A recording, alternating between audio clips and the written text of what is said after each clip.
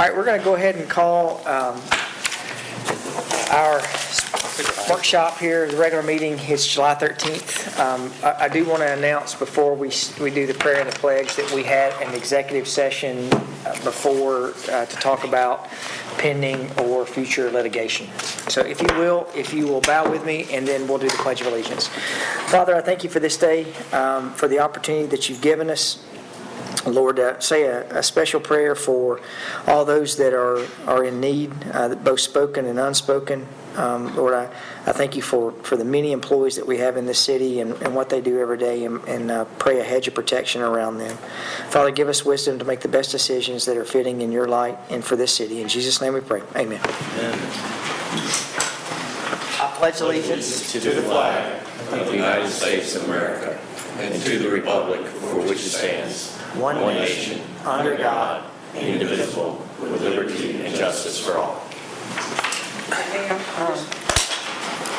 I'd like us to pray for the Thomas McLean family. He's a firefighter that lost his life. His heart just stopped beating all of a sudden, so we lost him. So if you pray for that family. Yes, ma'am. All right. You have 5 action items. You have a Board of Zoning Appeals reappointment. This is coming from administration. Any questions?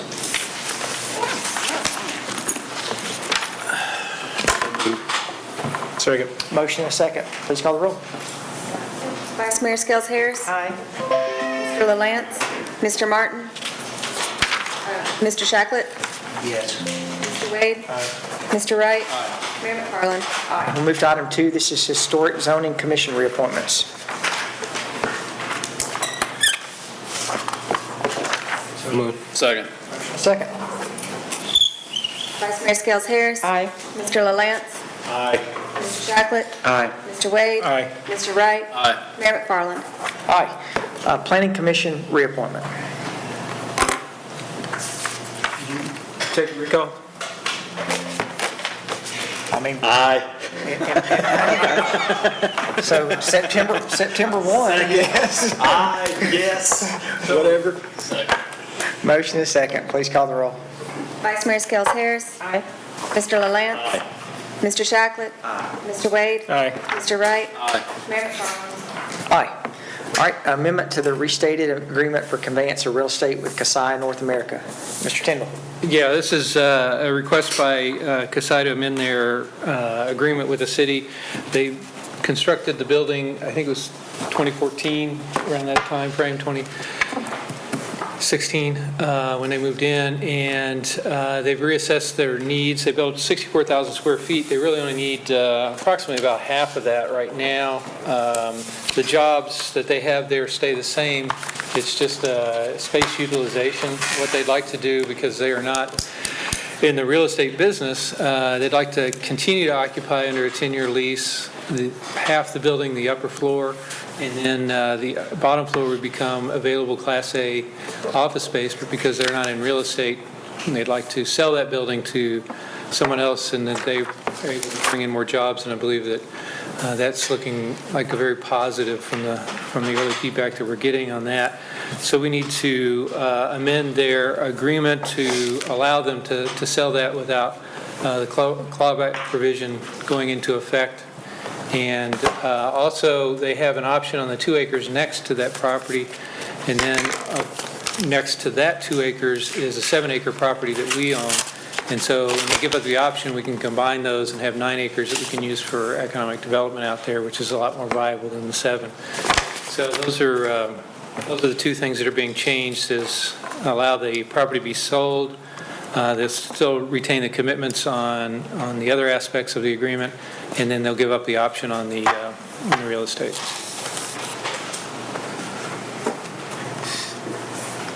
So by them foregoing their option on that 2 acres, it's just ours back. Is that? Yeah, there's nothing, right now it's just an option, so we'd have to go back to, if we had some kind of use to it, we have to go back to them and say, would you give up your option? Because they're holding that for the next 4 years, I think. But by giving it up now, it just becomes ours, and if a project comes in, then we can utilize that space. And it may be if they do build a second building, the new owners build a second building on there, then it may be used for parking. There's some different things that we can do. It just opens up the options. No further questions, I move for approval. Second. Motion and a second, please call the roll. Vice Mayor Skels Harris. Mr. LaLance. Aye. Mr. Chocolate. Aye. Mr. Wade. Aye. Mr. Wright. Aye. Mayor McFarland. Aye. All right, you have Salem Highway Sewer Upgrades Easement offers.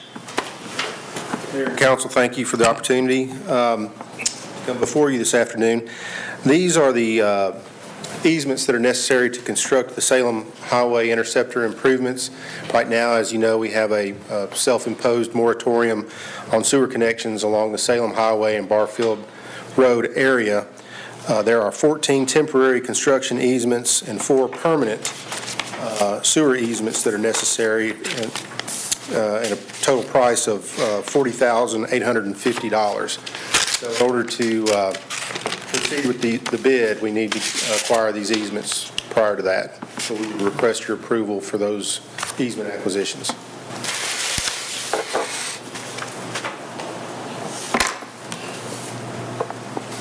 No questions, I move for approval.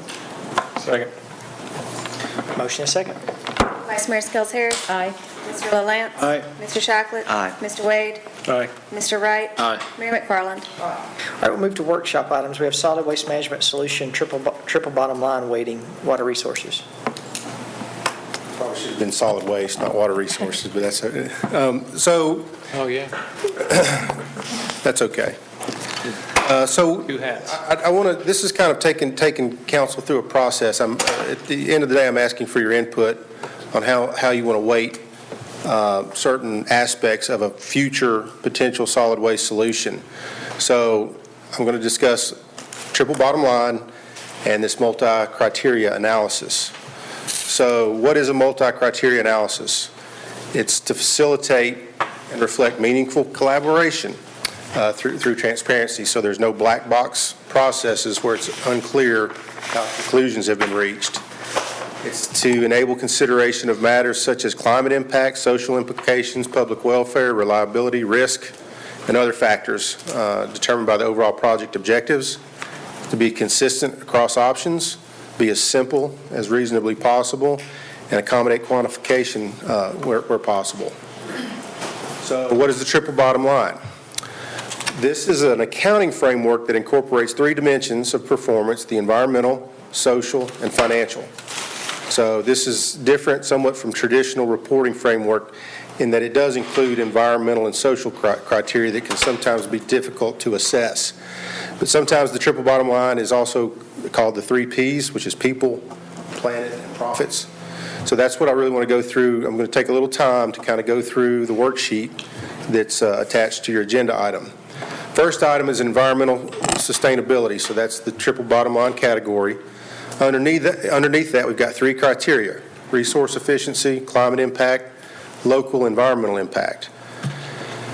We've got descriptors underneath those, right? So resource efficiency would have the potential to reuse or recycle waste, to increase diversion, to recover marketable materials. Climate impact, reduce greenhouse gas emissions or reduce energy consumption. Local environmental impact, how important it is to, and so when you read these, kind of think about how important are these to you in a future solution. But impact on roadway capacity and increased traffic. The second category being public welfare and social implications. So safety and health, public perception, and economic development. The descriptions for safety and health: potential impacts to public and staff safety, or potential impacts on odor, noise, vectors, litter. Public perception is what you believe is the public acceptance to receive outside of the region or outside of county trash, or the risk of community interruption due to traffic, odor, or noise. And economic development, the potential for new local jobs or potential to support economic growth and innovation. Last category, financial viability. These are probably the aspects we typically look at from a one-dimensional standpoint, but direct cost, the initial and future replacement capital cost, the annual operating expenses, potential cost savings to other city services or potential to generate revenue from recovered materials, and the risk or reliability of the vendor's technology. right? Is this system tried and true? Is it complex? Are there heavy maintenance requirements? And are there potential risks involved with contractual issues and certain liabilities? So this is what I've given you, is the worksheet. So all that I just summed there is right here on this table, and it's in your packet, and we're asking for you to input what you believe to be the weightedness, we'll call it the weightedness of each of these factors. One example, and I'm just filling this in, this is just me saying, hey, if you wanted to apply a third, a third, and a third to all three categories. But then when you get into the categories, there's a second option to come in and give an assessment. The assessment's the 1 to 5 scale, 1 being the lowest or worst, you don't consider it a priority at all, or 5 being a very high valued priority. You don't have to rank the 3 items 1, 2, 3, or 3, 4, 5. You can give them all 3 if you want, or you can obviously give them a 3, 2, 4, or whatever you believe is important to you as a council member with the input you've received from the public. This is your opportunity for you to weigh in on how you want the solutions to be selected, not just by cost. I think we've talked about free. We've had free at Middle Point for the last 30-plus years. If we wanted free and continue to get free and cost was the only factor involved, then we probably should be endorsing an expansion. The fact that we are ready to incur some costs, that's why this kind of came to mind, is that there's the environmental and the public welfare components that we think have a heavier weightedness than a normal business plan. So this is another, how do we do this? This is just, say if we wanted environmental sustainability to be 25%, the council aggregate assessment was a 324, we basically would assign a weighted value of points to that. Okay, so environmental sustainability would be 45 points. We would do that with all 3 categories. So what are the options? Then we would take that weightedness and apply it towards the options. The first option we've talked about is a 0% diversion. We would just take it to another landfill. We've talked about Camden, Tennessee. That's a waste management run facility, about 100 miles one way, 200-mile round trip. A 40% diversion, materials recovery that required curbside recycling. This is kind of the Pratt recycling facility that we've heard the county is entertaining. They do not deal with the city's municipal solid waste. It would only be what we would curbside collect on recyclables, and there is a fee associated with that, with them processing our recyclables. There's a 40% diversion materials recovery that no curbside recycling. I don't know if you all have heard about this one, but this is the Waste Management Continuous. They manufacture what's called Everboard, and it's a roofing product for flat roofs. And then, of course, we've talked about Waste Away, which is the 90% diversion, and they manufacture the SE3 biomass fuel, which is really a coal or wood equivalent. Got the letter of interest from Argos down in Calera, Alabama. We do have a test burn scheduled for within the next 30 to 60 days at Boozy. It's a cement kiln just outside of Chattanooga. They have received the permit from their air quality board. I guess they have a Hamilton County Air Quality Board that had to approve the test burn of this product at their cement kiln. So that's in the next 30 to 60 days. We expect to do a test burn and obviously Chattanooga's closer than Birmingham. So what we would do, once we got your weighting factors, and we would apply to each of these options, let's just say landfill being a 115. And how did I come up with those? You'd say 1, resource efficiency, that's based on diversion. If you get 0% diversion, you're the worst. If you get 90% diversion, you're the best. What about climate impact? Well, if you have high greenhouse gas emissions, that's bad. You're a 1. If you have very low greenhouse gas emissions and you use a low energy requirement for your process, that's great. That's a 5. Another example is if it requires the local environmental impact. We talk about if it requires greater than 50% outside region trash, it'd be imported in. We've all said that's bad. We don't want that. So that's a score of 1. If it operates and is a viable project with no outside region trash required, it's a 5. So obviously landfilling If we operated our own transfer station, we wouldn't require outside region trash.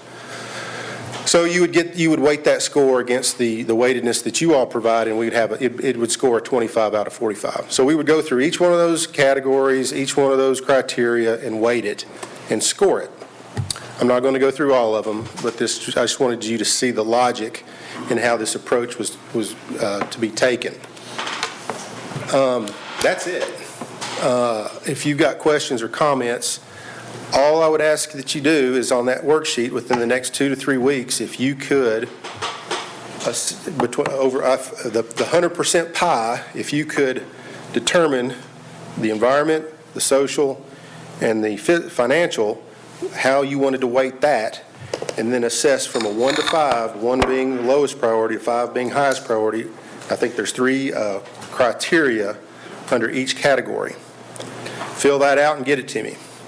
And then we'll come back at a later date, show you the results, and try to give you all a very quantified approach as to what we see as the most viable alternative moving forward.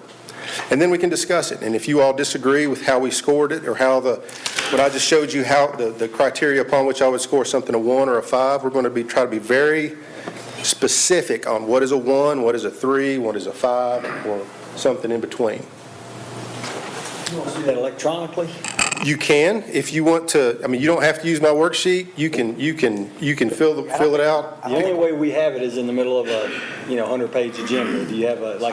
I will forward it to you. I've got a spreadsheet. I'll forward it to you. I'll ask everybody to fill it out. Can you do that in the context of a PowerPoint?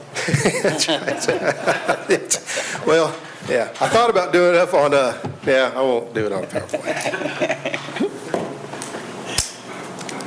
All right, thank you, Darren. All right. Okay. Great. Thank you. Road project update. Mr. Griffith. Well, let me preface Chris's comments, not to steal his thunder, but there's been discussions about traffic that's come up related to economic development projects, and so what we wanted to do, because the primary areas that we are concerned with right now is Broad Street and Medical Center. And so it was important to give council some preview of how, sorry, I need to write down that password, how we go about looking at traffic issues when we do have a large economic development project. Frankly, we look at them, whatever development's coming in, it is part of the planning process. And they get very extensive in there, and usually is a traffic study of a project that has any significance. But if it's a large project, then we do start the reiteration much earlier than that internally, and wanted to give some council maybe a little insight into that, focusing on those 2 streets, and Chris can talk about some of the work we've done on that, and then Aaron can talk a little bit about the budgeting process and how we go about it. All yours now. Thank you, Mr. Tyndall, and mayors and members of the council. I did want to just give you a quick overall update on our public infrastructure projects. I always want to start out with this. My apologies to Mr. Whitaker, our color coordination on our roadway classification system. We made an effort a few years ago to focus on, not that we've never wanted to do more major arterial, minor arterial type projects, but really I guess about 4 or 5 years ago, really to push that direction. That's really our volume eaters. That's the projects that are really going to help us as we continue to grow and to handle the more volume of traffic.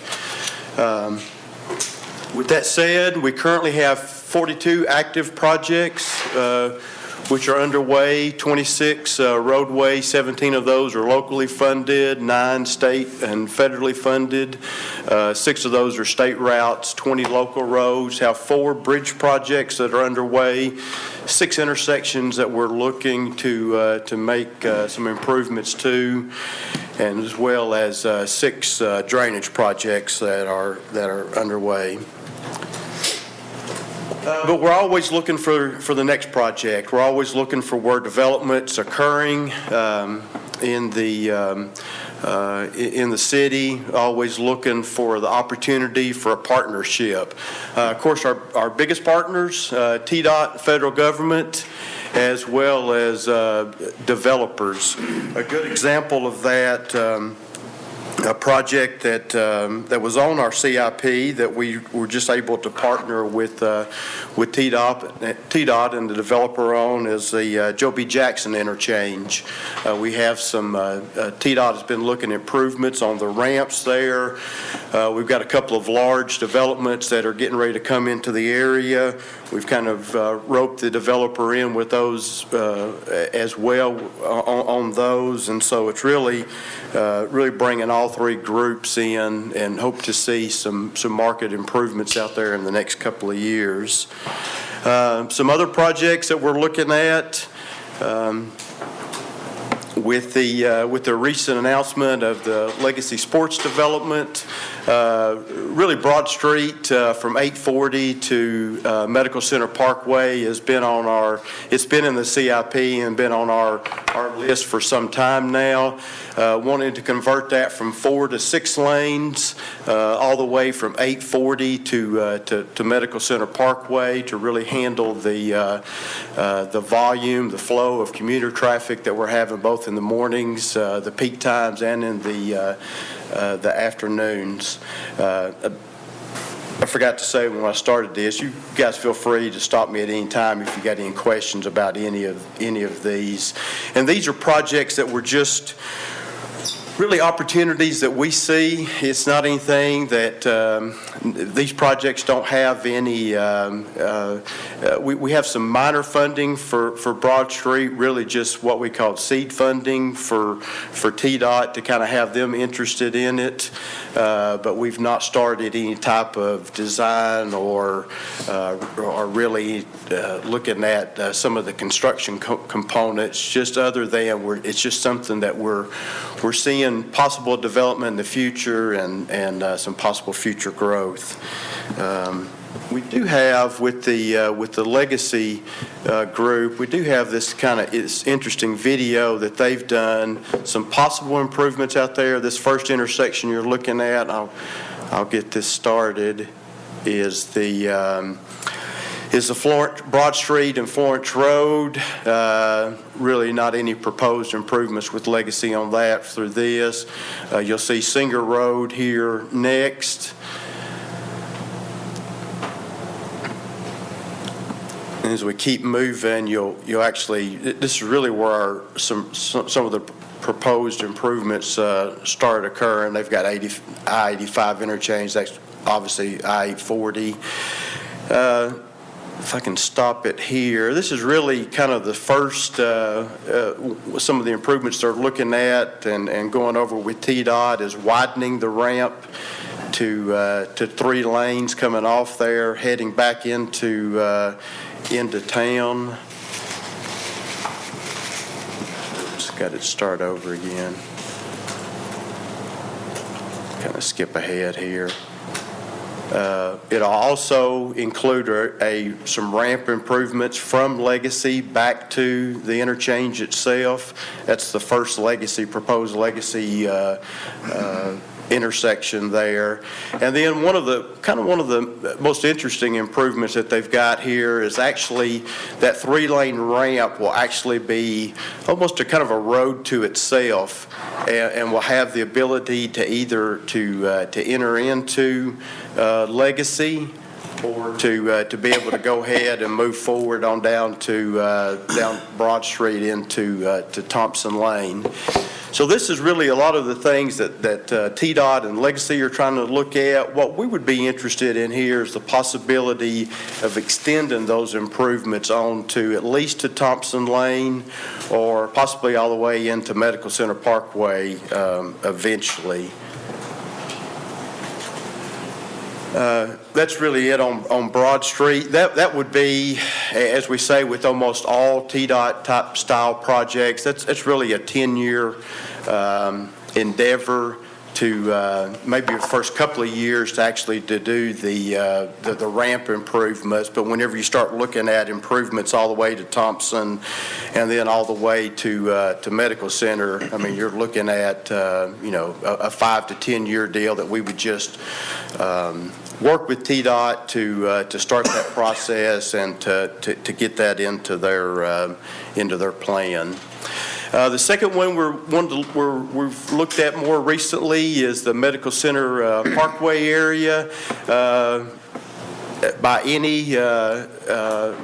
By any metrics, Medical Center Parkway has been a phenomenal success as far as the development along the corridor. It's unique to us. It's one of only 2 local roads that we have that's served by an interchange. What does that mean? It makes it the easiest to make improvements on. Where Old Fort Parkway, Church Street, Salem Highway, any of those I would mention would be a 5 to 10 year process in order to do the improvements. Medical Center Parkway, we think that we could actually start improvements as early as the first part of 2023. The improvements that we would consider would be from I-24 to Broad Street. It would convert Medical Center from 4 to 6 lanes by adding a through lane in each direction. We would propose to do this as a 3-phase project, and it would actually, for the most part, would be from the reallocation of CIP funds, and then it would also include developers' participation. And we'll see in the slides here, developers have already participated a lot in the area. And then we've got some upcoming projects where they could continue to help out. Medical Center Phase 1 would be from I-24 to Thompson Lane. As I mentioned, we believe we could start construction on that or at least bid the project by January of 2023.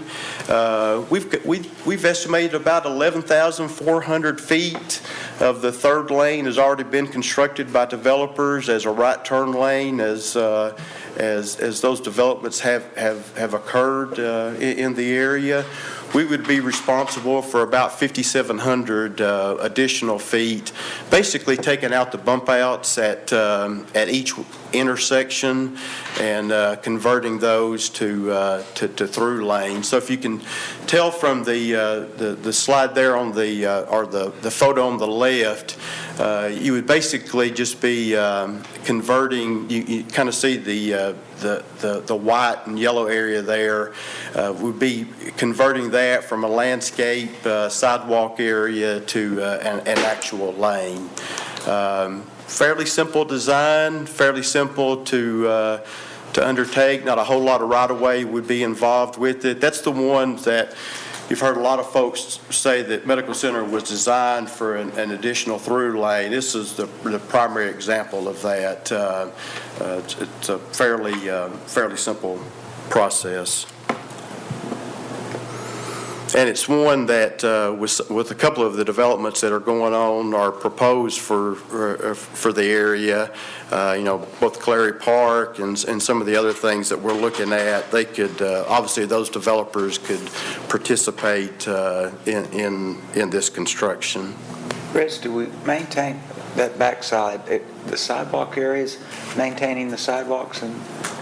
Yes, we would. They would just basically be pushed back a little bit further from the road. If you remember, Councilman Shackle, a lot of that's meandering sidewalks through there, and so it was kind of made for a wider area to start with. So it, you may be straightening it out in some of those areas, but we still feel like we can get those in. But the bump outs are on the outside lanes? I thought you were, the other night when you were talking about it, I thought you meant the bump outs like the the people turning left there in the median. We're not making the median narrower, the lane? Not in this phase. That's a great question. It actually would be in the phase that I'm getting ready to show you would be on that. But this median, we actually designed with utilities, and really our whole thought process is trying to miss the utilities. They're underground, be a substantial cost to redo those. So on phase one, we actually did the utilities in the middle, and so that's what's pushing us more to the outside. Well, and plus we did the bump outs with the understanding that we could make those the lane. But on phase two, and this is what you're referring to, Councilman Lance, is actually reducing the median size. This is the opposite on this section. This is from Thompson Lane to the Fountains. We actually did the utilities on the outside through this phase of it. This is more in the hospital area, more in our office building area, so it actually has a little bit wider median. The median on phase one is not quite as wide. So we would like to go ahead and take off 12 feet of the median on either side, still maintaining that left turn lane. Your right turn lanes, they're really they help, but they're not as much of a benefit as the left turn. If you eliminate the left turn lanes here, you would see it from a traffic standpoint from a backup, especially at the intersections. But it would require a complete redesign of the median. As you can imagine, those are kind of humps, so once you bring those in, you would lose what most of the landscaping that you have there. But we would propose to go back with some sort of landscaping, maybe something that works with traffic a little bit better. I know we've struggled in the last, especially in the last 5 years or so, as far as limiting those up for visibility. How wide would that median be then, if you take 12 feet from each side? If I remember right, it's still to be about 20 feet. So you'd still have a fairly substantial median. You would, really the last section, you would lose the median completely close to Thompson Lane. And then right there in front of the Oaks. And then once you get up closer to the hospital, you would gain it back. Just so many lanes for the intersections and the double lefts and everything. It would be hard to keep it. And honestly, it would probably help us there. I think that intersection would probably work a little bit better if it was just open and had a full accessory of lanes. What about an emergency lane for the hospital? So that's a great question. I've thought about your question from the council, from the meeting a couple of weeks ago. Really, having the additional third lane would obviously help us with the volume and would help with with the everyday functions of emergency vehicles. We can still look at some options. I think your best emergency lane possibility is if you went to a shoulder there, and you would keep traffic off from it. Now that would push us into the utilities and would up our expenses quite a bit. But that's definitely something we'd want to work with the hospital about. And their emergency procedures, and also maybe understand a little bit better. You've got Thompson Lane, Gateway Boulevard that also access the hospital. If what they're as well as some side roads, but what the hospital's need is. But that's definitely something we'd want to look at as part of this design. So, Is there a way to consider those emergency lanes or just shoulders, like as you approach the intersections? So I mean, it's maybe not necessary to have the shoulder all the way maybe from the intersection down, because just your flow of traffic will get you to the intersection. It's kind of that last whatever it is, 200 or 300 feet that they need to be able to get through. I mean, would that help any? I mean, is that? I think so.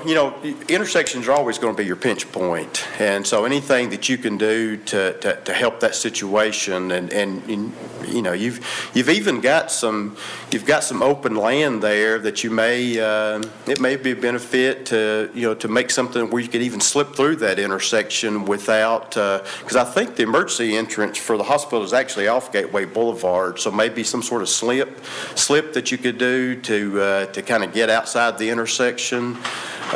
It's something we'd want to look at for sure. It'd be a start. Yeah.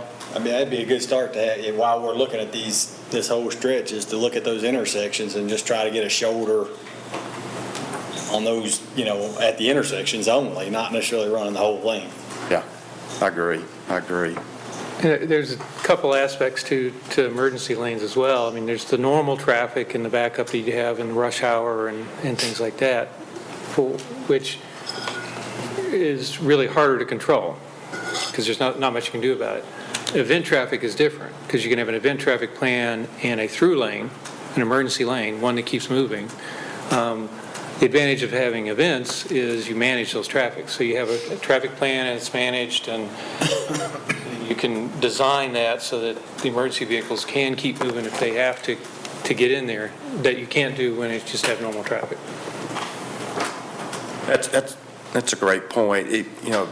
Event traffic is really, you hate to say it this way, but it's really the easiest of the traffic situations because you're just, you're designing for an hour of just, of the system being saturated, but you can, take Black Friday, for instance. We actually have a separate timing program for Black Friday to get folks, in and out. It's the same type situation to where you basically just flood and give the folks with, involved with the event or involved with activity the higher priority. How did the event traffic go for July 4th? Nate texted me when I was on WGMS this morning and said from a visual count, they were estimating there was somewhere around 30,000 people that were in the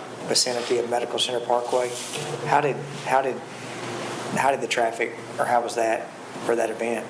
I wasn't there. I was there, and it is much better in the past. It's an event, okay, so you're not going to have full traffic control, flow.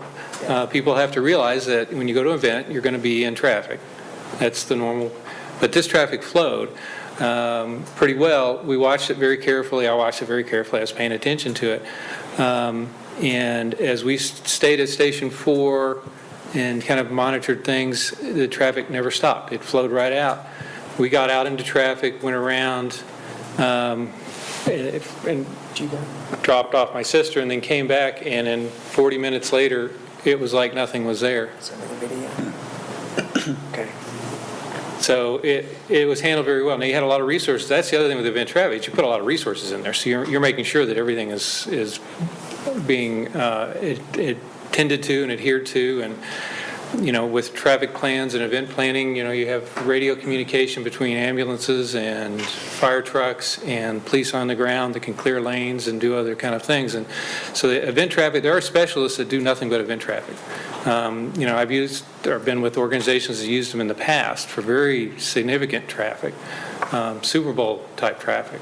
And they come in with a plan, and you have a plan on how you handle it, and it's pretty effective. You watch it, you're always monitoring it, you're always improving it. You get complaints because people want to just drive without any impediment, but that's not realistic. Chris, one last question. How wide did you say the median is right now on phase 1? Right now, it's on phase 1 or phase 2? Or phase 2, I'm sorry. Phase 2, it's around 40 feet in some of its widest spots. So if we take off, 10 to 11 feet of that, so it'll get us down to about 18 to 20 feet. So by doing this expansion, this helps with the TDK project? Absolutely. It'll help with really all of our projects that are planned in the area. It's, when you start adding a lane, you really start looking in each direction. That's just such an incredible increase to the volume that you can carry traffic-wise. It's really what we've been focusing on, like I said, the last 5 years, this type of project. And this is literally a project that we'll be driving on before a lot of the other state and federal projects, or even, they'll still be buying right away.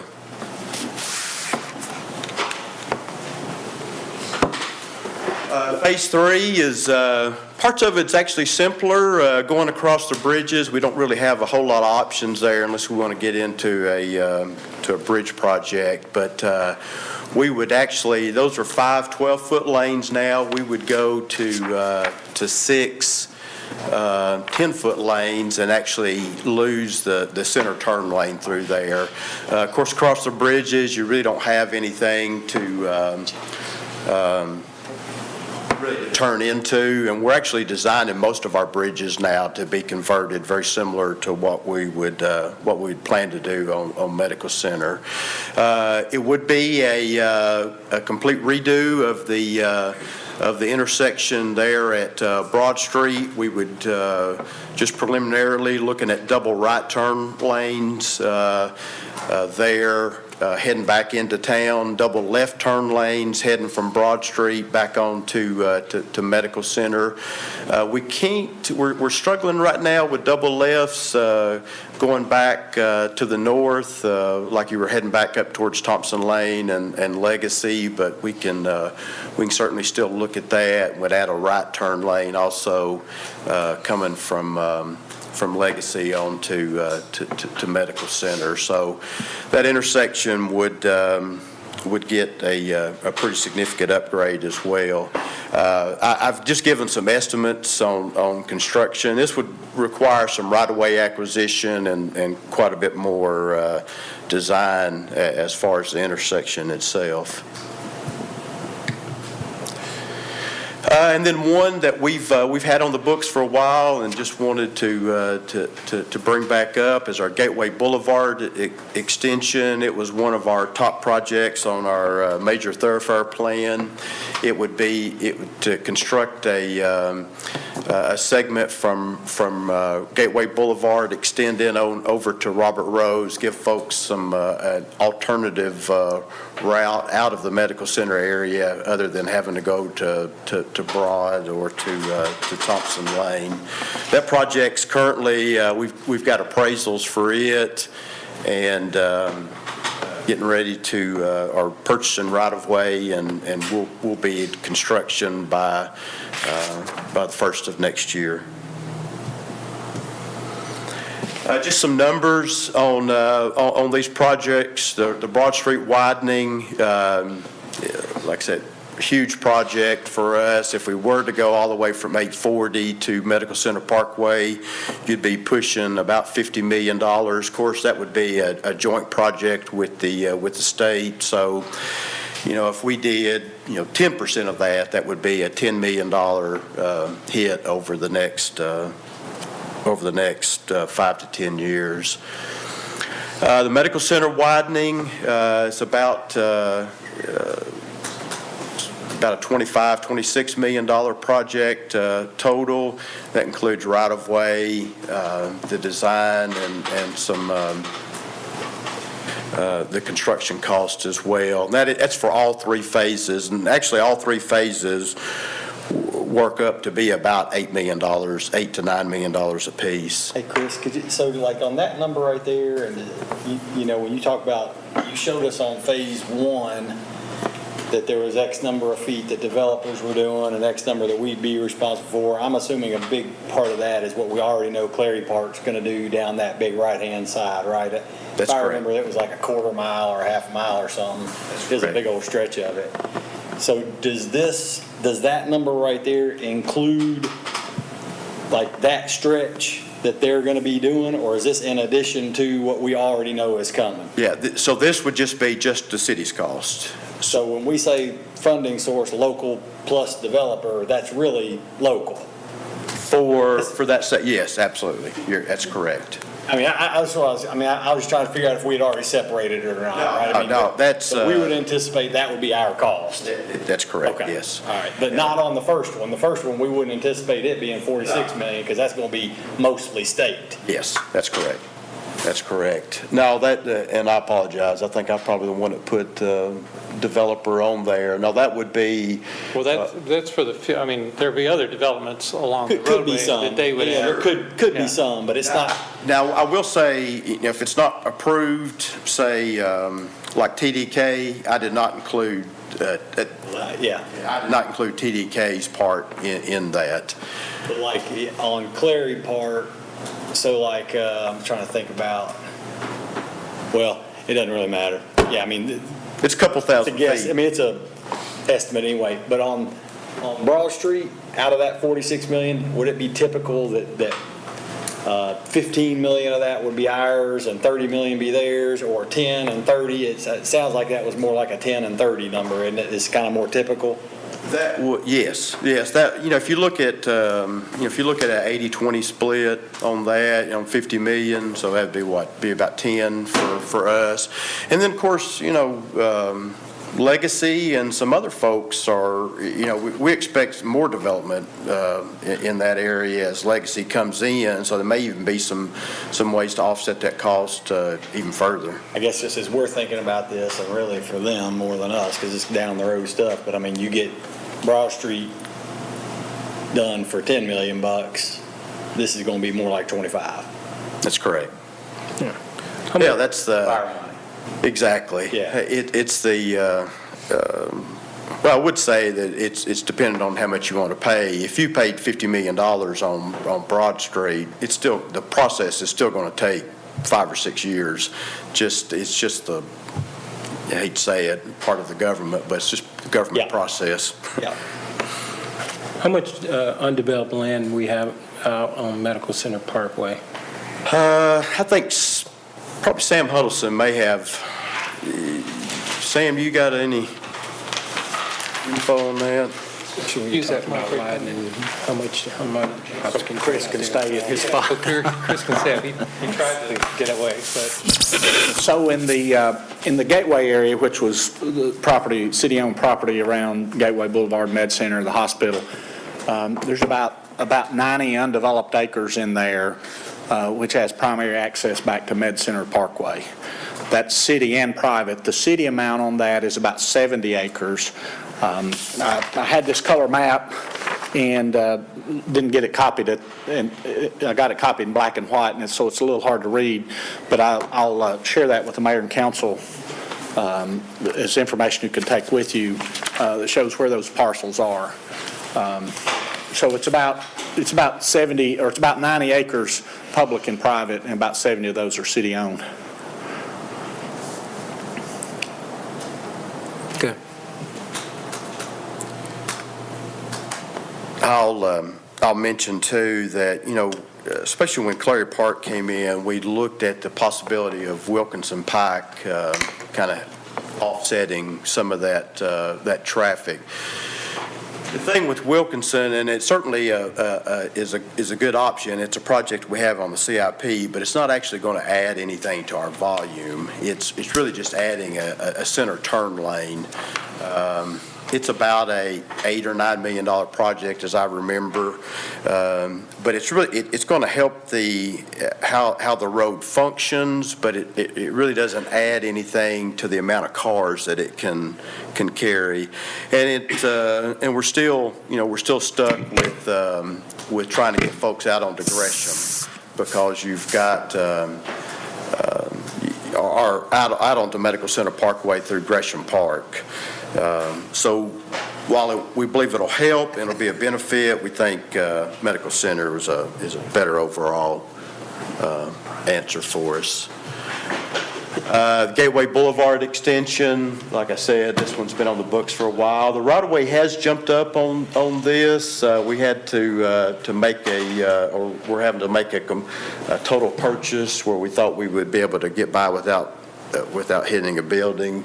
So that right-of-way's jumped up to about $5.5 million, but the road itself is fairly simple, about $1.4 million for construction. And with that, I'll be happy to answer any questions, and I believe Aaron has some information on some of the funding parts of it. One thing on Wilkinson Pike, I think we had talked about one time the idea of trying to make that 4 lanes without a turning lane, just because there's no real left-hand turns as you go down through there, that you might be able to get away with that and maybe carry a little bit more traffic instead of making it 3 lanes. I think I still think that's a reasonable thing to look at. You know, we've got a couple of, Van Cleve and I forget the next street down that. Willow Oaks, that's we've got some stuff there that we'd want to look at. We'd want to do a traffic study on, just to make sure that we still have the operations on that. But much like Medical Center, we're recommending on that last phase there to take out the center turn lanes on it too, just to get the more volume.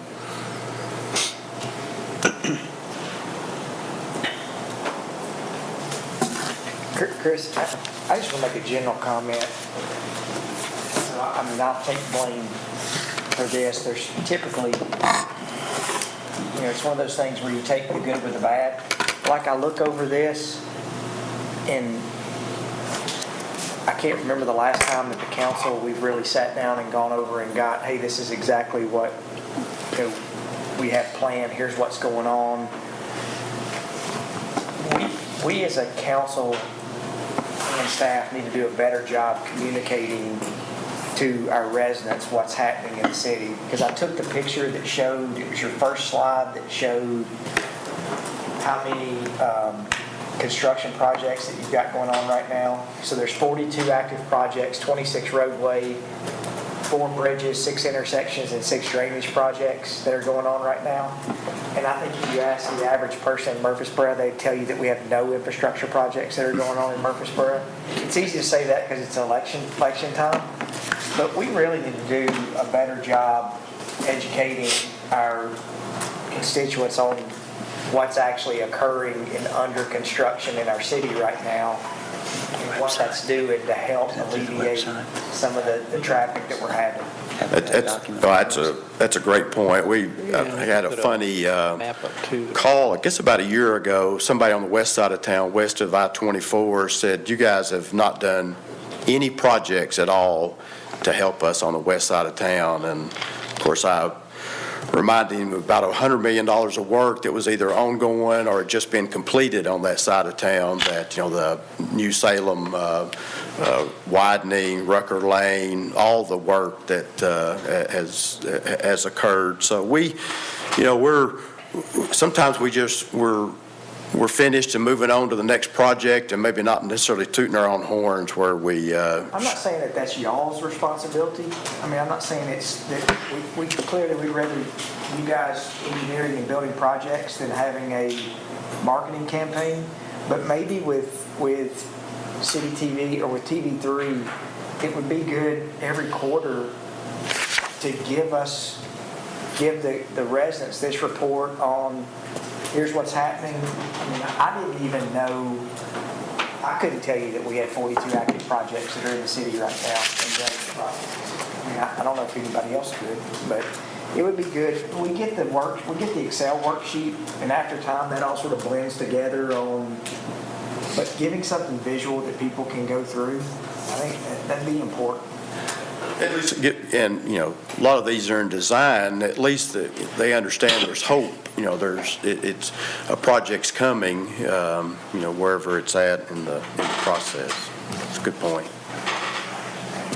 All right, any questions for Chris? You know what they say in construction? All he lacks is finishing. Thank you very much. All right, we'll move to.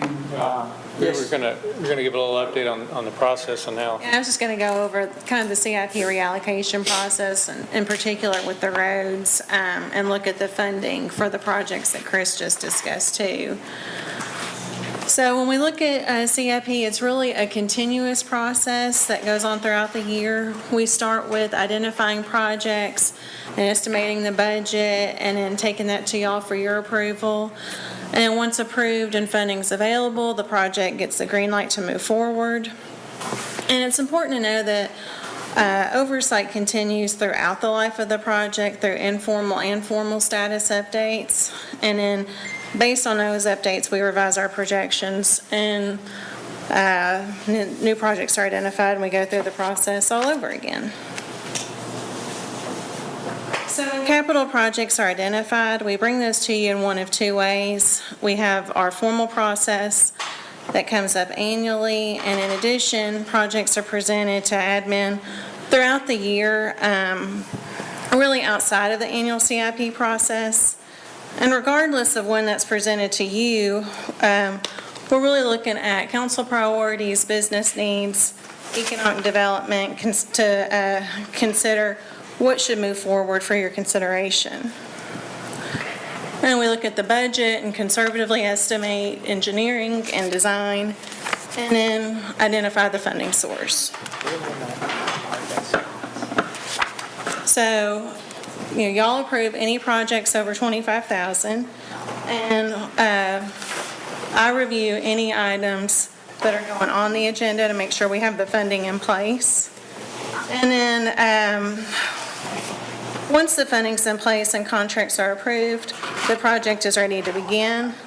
And that involves, design, engineering, environmental assessments, right-of-way purchase, things that can take really several years throughout the whole process.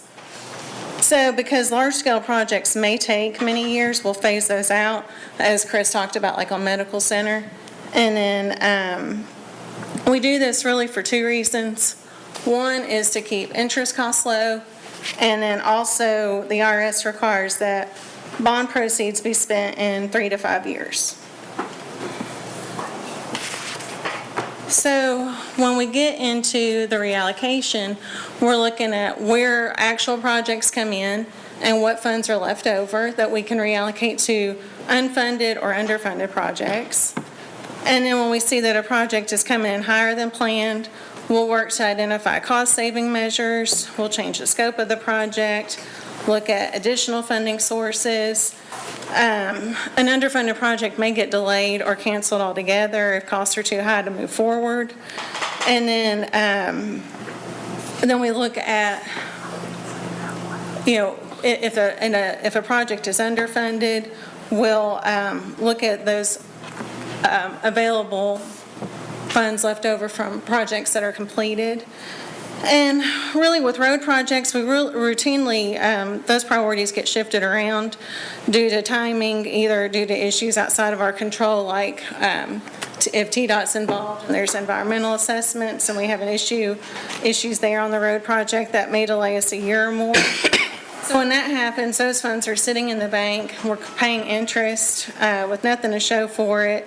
So we want to use those bond proceeds as efficiently as possible so we can reallocate the funds for another eligible project and keep the funds really used for as efficiently as possible. When a CIP transfer is recommended, it's included in your council agenda and shows where the project funds are moving from and where they're moving to, along with a brief explanation. And then only projects that council has previously approved are eligible to receive reallocated funds. So that takes us into the funding for the projects Chris just reviewed. The Broad Street widening project is estimated around $46 to $50 million. Based on initial conversations with TDOT, Chris indicated that we're looking at hopefully an 80% match on that, with 10% or 20% coming from the city. So that'd be around $9.5 to $10 million is what we're estimating there. Medical center, like Chris said, is phased into three phases that are shown here.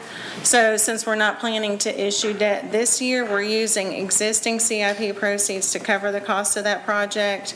And in most cases, we'll reborrow for those projects in the next couple of years. The exception is where we're looking to use MED proceeds to fund New Las Casas and Old Fort. Since they'll no longer need debt funding, at least in the short term, they won't most likely be borrowed in the next couple of years. Most of the projects listed here are in preliminary stages and are not yet ready for construction. So rather than leave the borrowed money just sitting idle to pay interest costs and deal with IRS issues, we'd like to spend those funds quicker and avoid any penalties and excess interest for money that's just sitting in the bank. On Gateway Boulevard, that's a $5 million project, or I think Chris's estimates may have changed a little bit there, but those are, it's also being funded out of reallocated road projects that are listed here. Again, we'll reborrow in the future when we get closer to needing it, but Memorial and Rutherford are also programmed to use MED proceeds, so they may not need additional borrowed funds for a while. That was just a really quick overview of how the reallocation goes. I think the biggest thing to understand, though, is that no project gets funds reallocated that council has not already approved, whether it be through a CIP submission or through just a regular agenda item. Y'all have already pre-approved any projects that get funds reallocated to them. Y'all have any questions about how that process works? When are you expecting to bring that, to reallocate, to vote on reallocation? Well, I mean, we can bring that to you at the next meeting. Yeah, it depends on council's decision on whether we want to move forward with the med center now. Again, this is projection, and we worked through this on several reiterations. And if we're talking about phases, obviously we wouldn't bring all the funding back in that phase necessarily all at once. It could be in phase one if we want to start on phase one and start that phase and come in and talk about reallocation on those funds. So it's a reiterative process, but the question that comes to council is what projects do you want to focus on? If we want to focus on Med Center right now, we can certainly do that.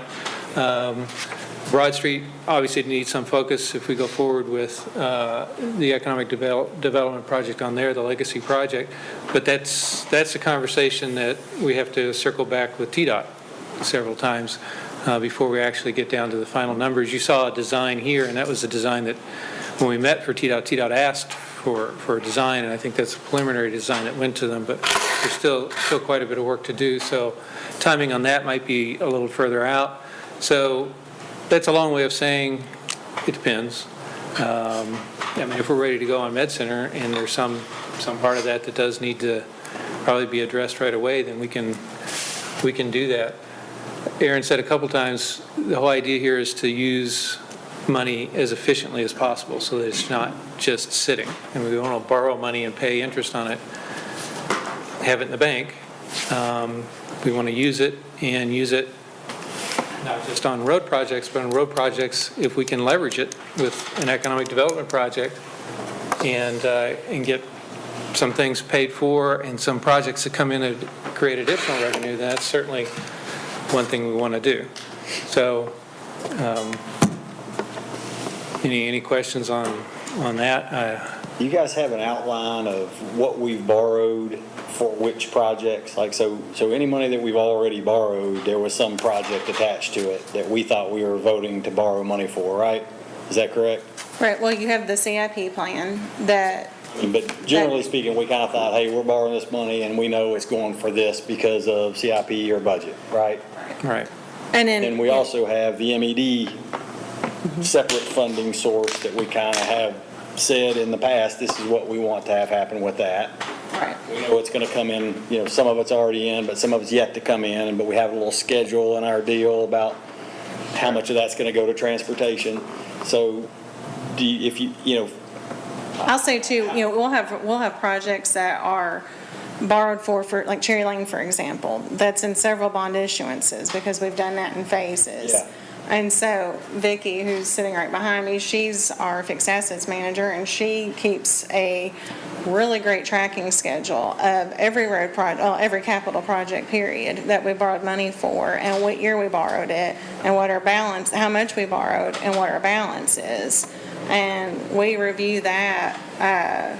She shares that information with me at least monthly, and then that gets reviewed with department heads a couple of times a year to see where those status updates. Department heads can see how much money they've got remaining, make sure that jives with their budgets. From a So bigger picture standpoint, not necessarily to that degree of, we're able to see how much we've got on those projects and how much has been allocated, and we can do the same thing with the MED proceeds. so I mean, I think just for what I would want to see, I mean, one thing we got to keep in mind here is that when we start talking about reallocating, so for example, if we have money that we thought we would spend in 2022 for Cherry Lane, but we are not going to get to spend in 22 for Cherry Lane because of whatever delays or whatever, that money's still got to get spent.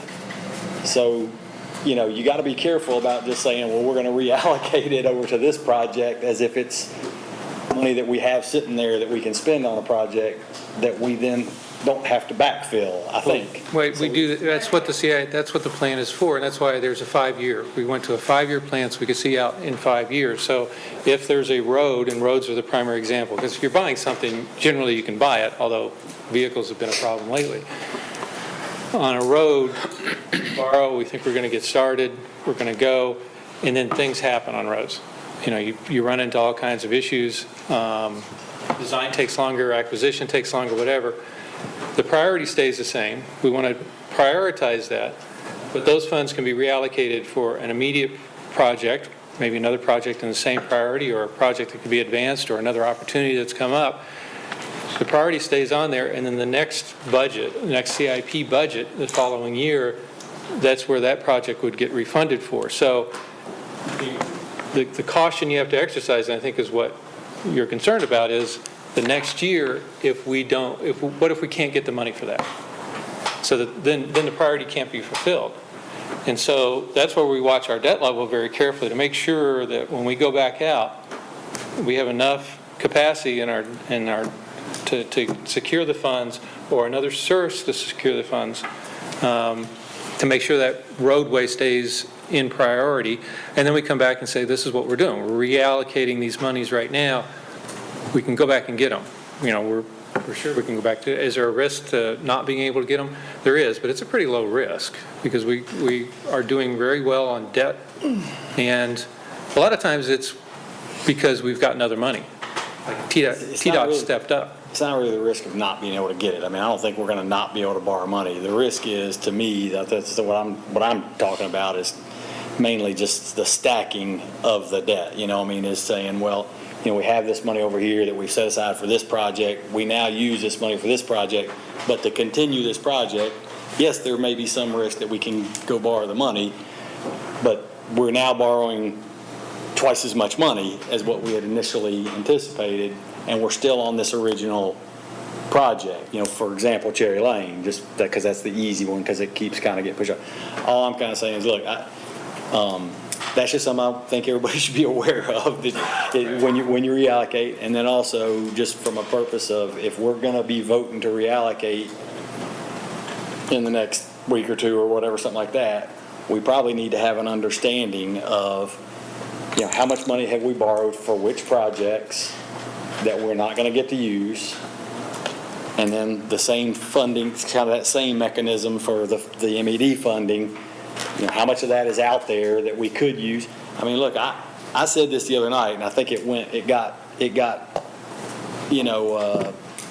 overshadowed by the bigger picture discussion. But look, if we all have a discussion about whether or not we decide to, I think mathematically the easy comparison is say, well, look, because we just decide that we want to use MED funding to widen Medical Center Parkway instead of, I think I said in the meeting, instead of Old Fort Parkway, but really a better comparison would be instead of the Rutherford Boulevard extension bridge over to Warrior, because those are very similar in cost, They don't have a state funding component. I mean, that would really be probably the likely swap. Because, no, I don't think anybody wants to give up $50 million of work for 10 so that we can widen Medical Center earlier than Broad Street. But, if we all sit around and say, hey, let's forego the bridge over the interstate that we've all said we think we need, but okay, we think we need Medical Center in front of that, I'm in. I mean, if the council decides that's the way we want to use Medical Center or MED money, all right, that's what the council says. So but in order to make those decisions, we need to make sure, are we trading kind of apples for apples?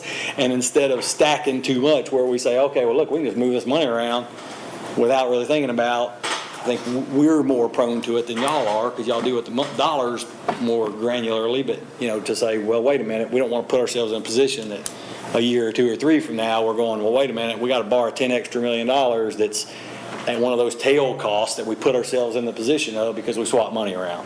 So that's it. I'm good with all that. I just think we got to have a clear picture of what are we swapping in order for me to vote for it.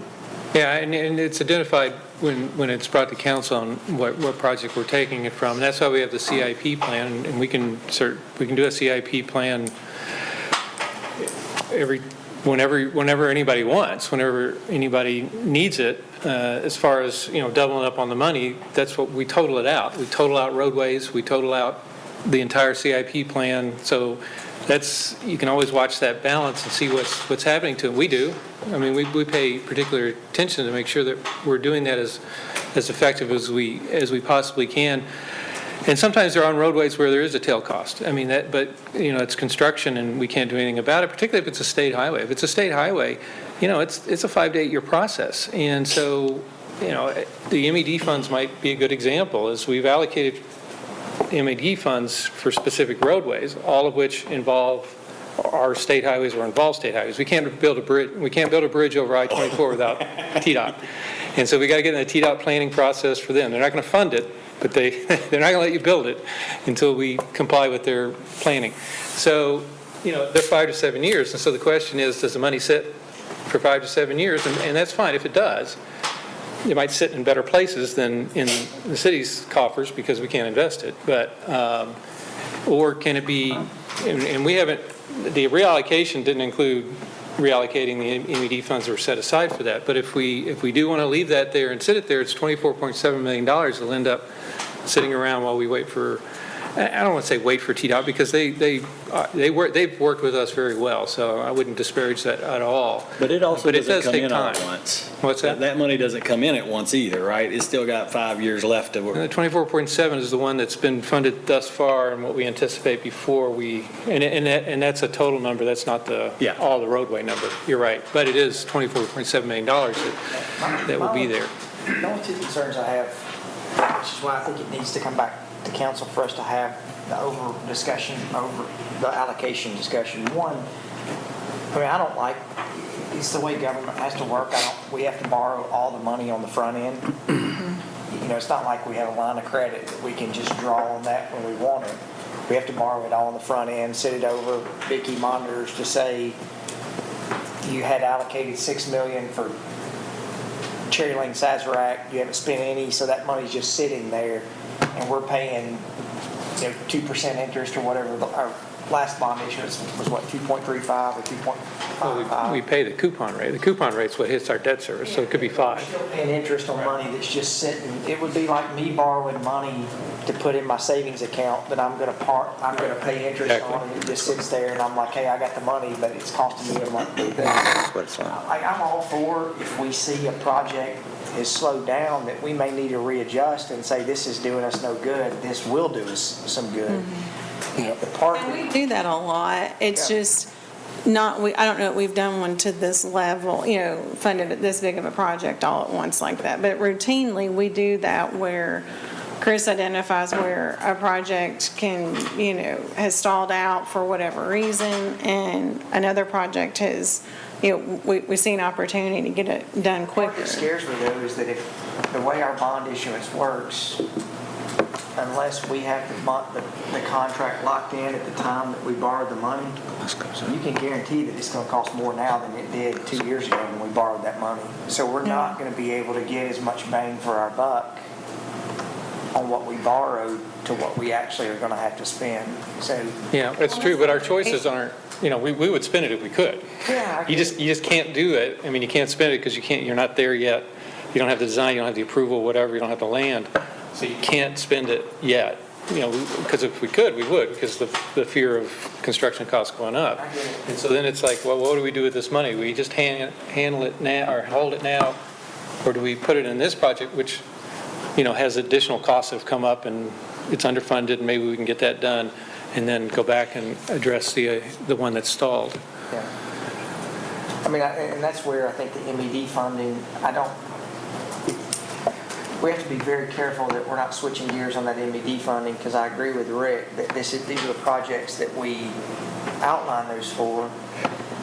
But at the same time, to the taxpayer, if we've got this amount of funds that are sitting over here that we've allocated that for, does it make sense for us to go borrow money and have to charge the taxpayers debt service when we've got this money sitting over here, where maybe we should internally borrow that money from ourselves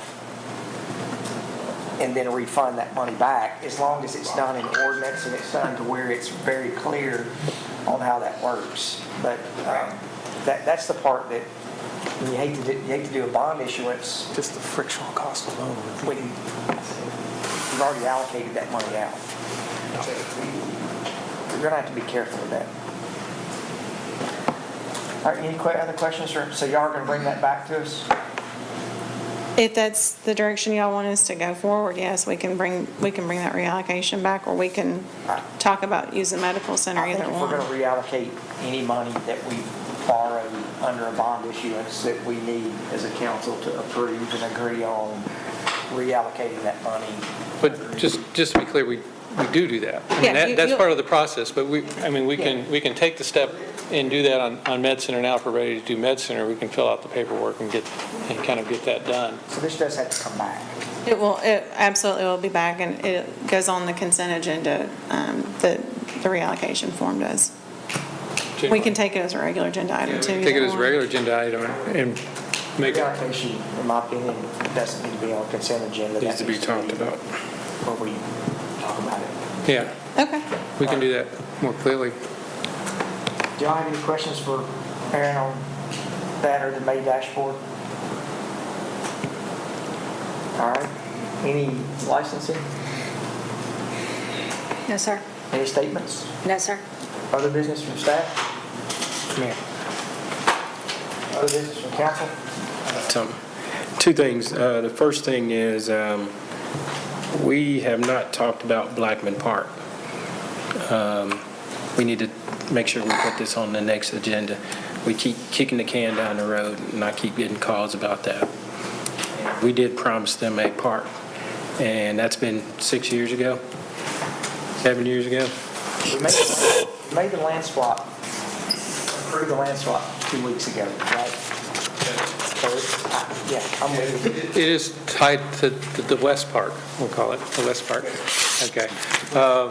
Is tied to that land swap, and we've done some work on that. We'll continue to do some work and kind of push out information on that so we can get that out.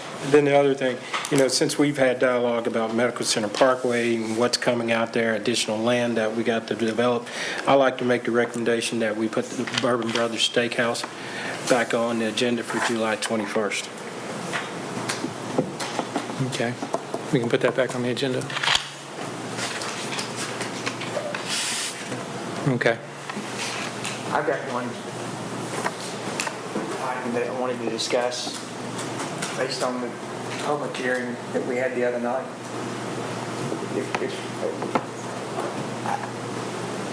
I'm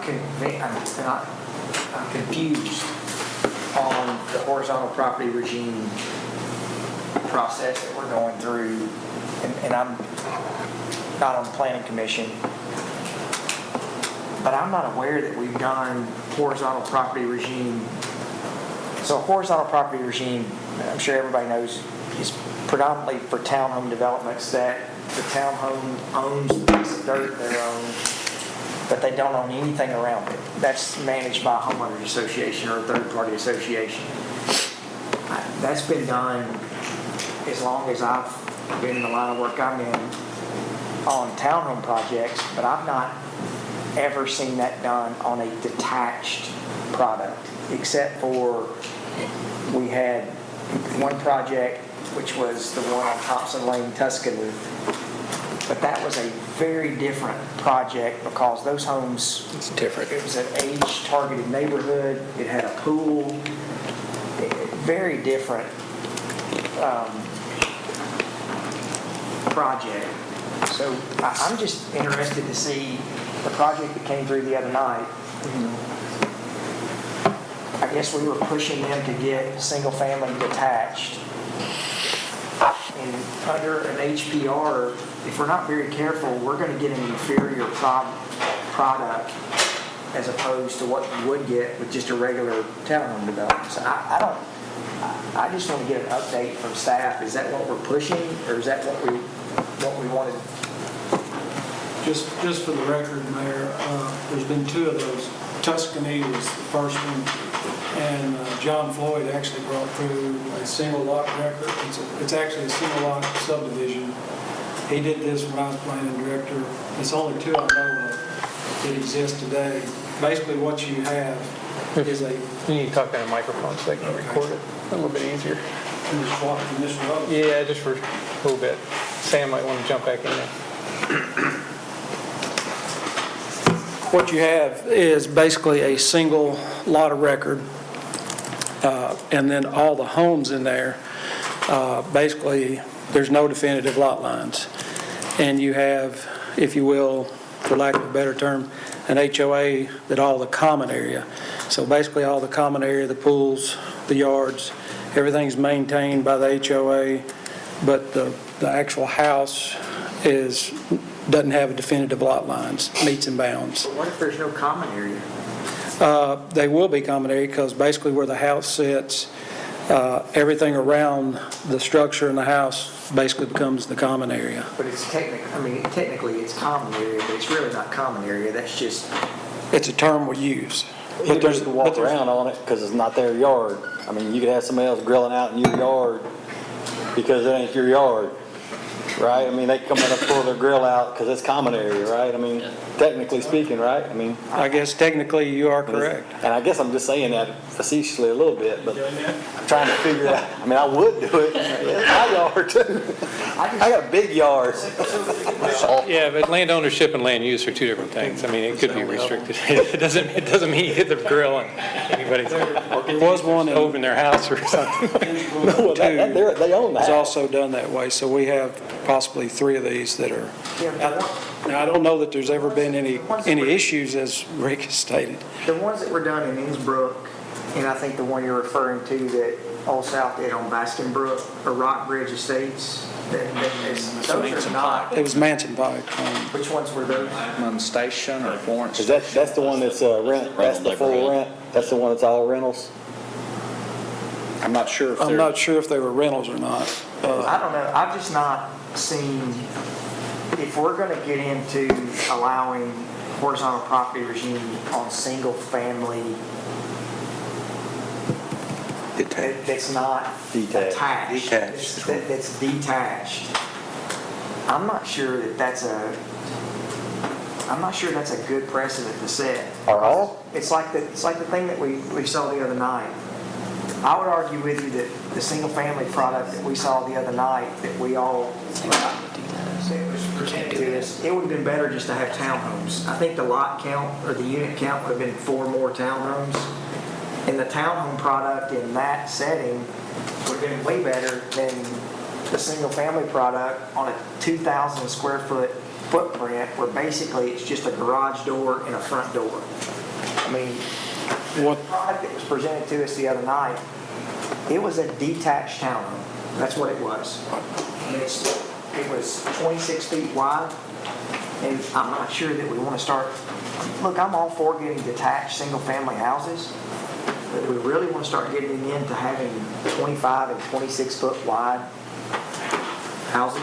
what was the driving factor in those that came up, the reason they pushed for that, and there's no prohibition against it, and if that's what we want to do is not endorse that, was the setbacks, because once you get into the property line, the setbacks, when you go from RS10s to 6s to 12s to 15, you get into the side setbacks, the rear and the front setbacks. Now, the front setbacks, the rear setback was a big problem because we wanted to push the houses back far enough in the one with John Floyd and Tuscany so that you could actually park and not have to park in the street. What's been problematic for us as we get denser and denser with the property is everybody wants to park in the street. We know from previous developments that that is a horrible way to park. But there's a reason why to go horizontal property regime. I mean, so the development community is astute to watching what happens within the market. So there's one reason for single-family houses to go to an HPR, right?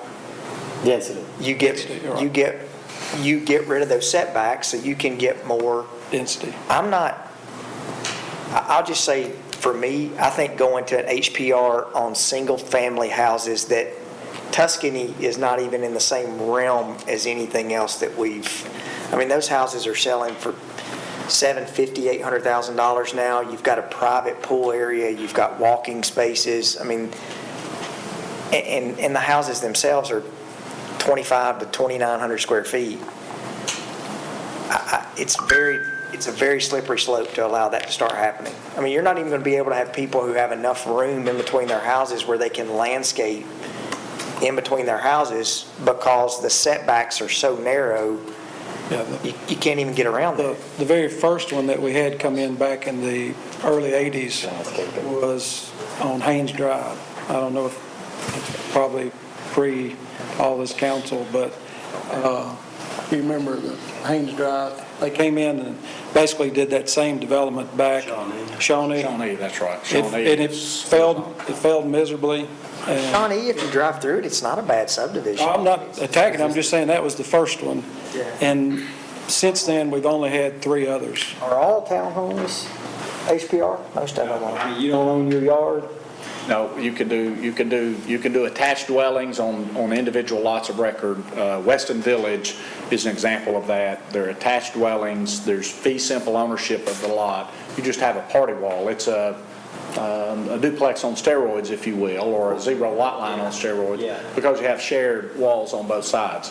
Or they can be in HPR. We've got another one coming, by the way. Speaking of planning commission, I mean, there's one coming through right now that's on Haynes Drive.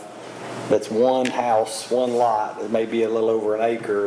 They're trying to put 8 houses on, 4 in the front and 4 behind them. I had instructed them that 6 of those would be the max that they could get on that, and they tried to push 8.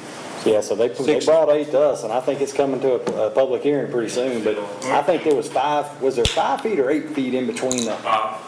Yeah, 5 feet in between the homes. Period. Here's what we ran into on Cason Lane. That started when before I was planning director, the previous planning director encouraged that. We had 6 foot between homes, which means you could stand and touch each home. The HVAC units crossed the property lines. If you will, they came in and wanted to jog the property lines around the HVAC units. That's when we said, no more fire protection. You have to have no less than 10 foot, 5 foot, 10 foot between buildings. Assume property line of 5 feet. That's where that came from on the Cason Lane extension, because people the fire department could not go in there, access the 2nd floor without having to put the ladder against the house adjacent to it. Yeah. Well, and that's the other part too, from a construction standpoint. 5 feet's barely wide enough to even put scaffolding in between houses that are under construction to be able to put siding and brick on. I'm just saying, we don't get involved in, like, the 2 things I would just, this is what these workshops are for. I'm all for pushing for single-family detached, but not just to get an inferior product so we can say that we got single-family detached, but because it's not as good. The product we saw the other night is not anywhere near as nice as what the It town. could be, though. That one just happened to not be, maybe. I mean, it could be, right? I mean, couldn't there be better quality because you're getting more density and it's just not? Well, I mean, if you've got a 25-foot wide house and you've got a 16-foot garage door and you've got 2 feet on the side, so that means you got 20 feet. I think these are 22. The new ones coming, I think, are 22 feet wide. Well, that means It's like- Some of the difficulty that we have is our state legislative body has passed some laws that prohibits us from commenting on architecture and then on ownership as well. So those things kind of put us in a different light. But we don't have, right. We can't really get into designing. Y'all realize the work I'm in, so I mean, I'm. But we could say, This is for public We can't tell people how and what we want their product to look like, but we sure as heck don't have to allow 2.5-foot setbacks on the side. true. You're So, true. I mean- And we do also in straight zoning for fire protection. We did not address this for ownership. We put in the building codes. We didn't put it in plannings. It's not in our zoning. It's in building code for fire separation, that 10-foot. Yeah, I mean, I know when we first got into 5,000 and 6,000 square foot lots, the challenges that we all had to go on construction on making sure that our fascia and soffit was fireproofed. That's right. But what I'm saying is if we're going to allow 22-foot wide envelopes and we say that we want 2-car garage to be able to accommodate the parking, then that means the rest of your house is 6 feet wide and you got a 3-foot door for ADA. That means 19 foot of your house is going to be doors. And so you got 6 foot, you have 18 inches on each side of the garage, so that's another 3 feet. So somewhere on the front of that house, you got another 2 feet that can be open space. So I mean, we can't tell people how to design our house, but I think we can say that we don't want the majority of the house to be a front door and a garage. Here's the problem we run in on that, and we have actually brought it up at Plan Commission, is you pull in your garage, you can't get out of your car unless it's convertible. You can't open your door. I'm not making that up. We have them submit them that way all the time. I think that's going to have to be, the reason I brought this up, I mean, the two things that really bothered me the other night, my face was getting red. 6-car garage. And I've talked with the developer several times since then. If we're going to allow single-family detached to go HPR, then we need to expect what we saw the other night, because there's no way you architecturally can make a 22-foot wide house, 2-car garage look good. It's impossible. I mean, and then the second thing is, and I'm not being critical to staff because I realize there's a process that y'all have to carry, but that project should have never gotten out of planning commission without the front elevations correct, because it was a PRD, right? It was a plan development. And it never should have gotten to us to even have the discussion on it when it was an incomplete application. And I'm not trying. We did ask for that, by the way, too. Yeah. And I think that's what they'll say, too. I mean, I didn't expect it to get it to council without them having addressed it already as well. But look, I keep coming back. Look, part of my reason for wanting people to have, for single-family homes, the American dream, all that, it means you have a yard, too. Maybe one of the biggest parts of it is you got to place a yard that's your yard that you can go out there and do what you want to do on. And in HPR, I don't know what the comfort level is there. I don't know, have any experience living in one or whatever. I don't know how it's working out in Tuscany. Everybody just kind of has their imaginary boundary or whatever. I don't know.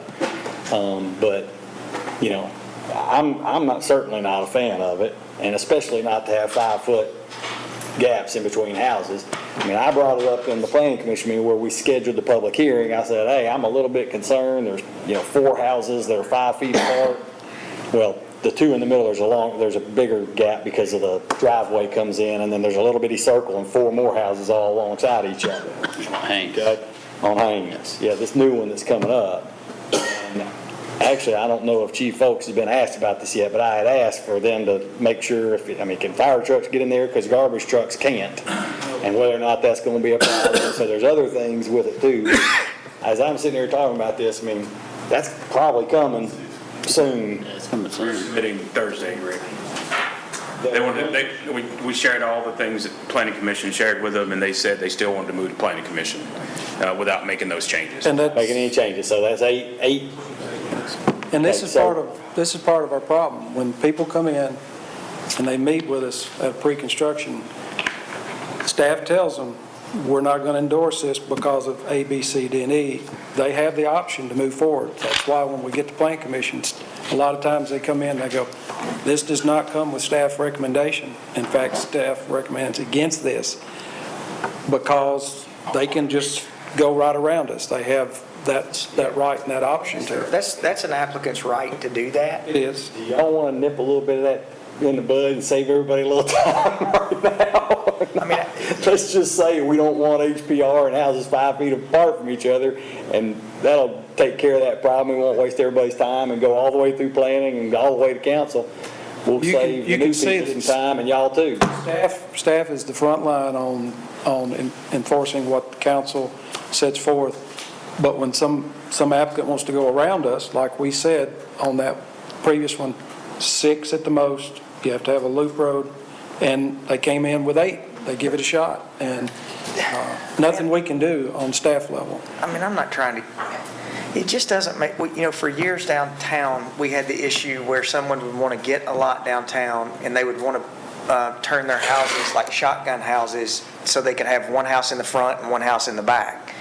And we really discourage that to say, hey, houses need to have a front. In our zoning ordinance, yes, we adopted that the front of the house must address the public street. But allowing people in predominantly all single-family residential neighborhoods to start putting houses along the front and then come in and start putting houses along the back, and do that under an HPR just because you can get more density, that's a dangerous precedent to set. I mean, there's no different in a subdivision if somebody's house burned down and they said, look, we want to put one house in the back and one house in the front. Well, I'll tell you, more than one planning commissioner said they thought it looked like a really good project, and we need to get it scheduled for a public hearing. So I'm not, personally, need to be. I'm not going to be, unless it's a project, the reason that Tuscany went HPR, and I remember when that came through, is because it was age targeted and they wanted to be able to have all the yards maintained, mowed, and landscaping maintained by one entity. That's why they did that. It wasn't that they wanted to give their yards up. They just wanted to say, hey, when you move here, you don't have to worry about your yards. We're going to take care of all of them. Here's something that's real problematic, and one of my previous jobs being the codes director. Whenever we have a house that gets in disrepair, or a property that gets in disrepair, we have to notify everybody. Everybody in there, because everybody has an interest in that development, so we have to notify all of them. Townhomes with HPR makes sense because exactly for that reason, if one person's not taking care of their stuff, you've got a third party that takes care of it. That's why one of the reasons an HPR is put in place is because with these party walls, there's a master insurance policy, so if Rick doesn't pay his insurance bill and his house burns down, then it doesn't burn down the entire complex. I mean, you're covered.